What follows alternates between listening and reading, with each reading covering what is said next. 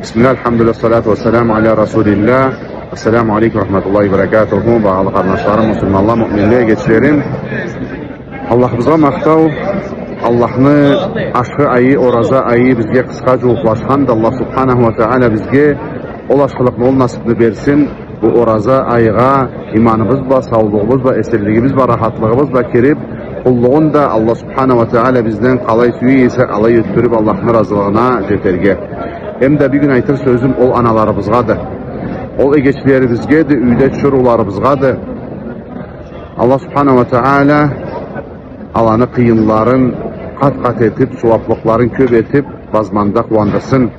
Peygamberimiz sallallahu aleyhi ve sellem aytkandı kim oraza tutan adamga avuz açtırsa, ol oraza tutan adamını suvaplığın andan kem bolmalı, Allah bir suvaplık aladı degen. Bizni analarımız, şurgularımız, egeçlerimiz sav oraza ayını küreşe dili avuz açarga, şukur etip, digalas etip, kesleri oraza boğallıqa kıyınların saladıla, alanı kıyınları ne de kemçi bolluk düldü. Allah subhanahu ve teala alanı kıyınların tolusulla verdik inşallah.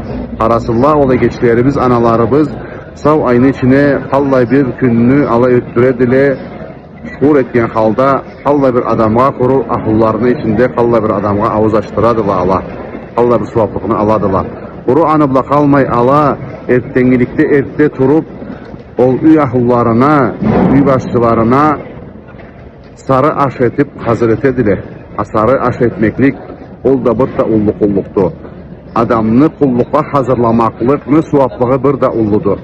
Sonra egeçlerimizge, analarımızga, şurgulağa, kuandırga izleyimi, Allah'tan saklasınla ullu aşkılıklarını inşallah, Allah'tan izlesinle boğan savgaların da Allah'tan başkadan kişiden savga izleme geley.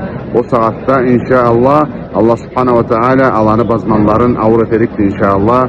Cennetle ve savgalarıktı kıyamet günde halların aşkıyı getirikti inşallah.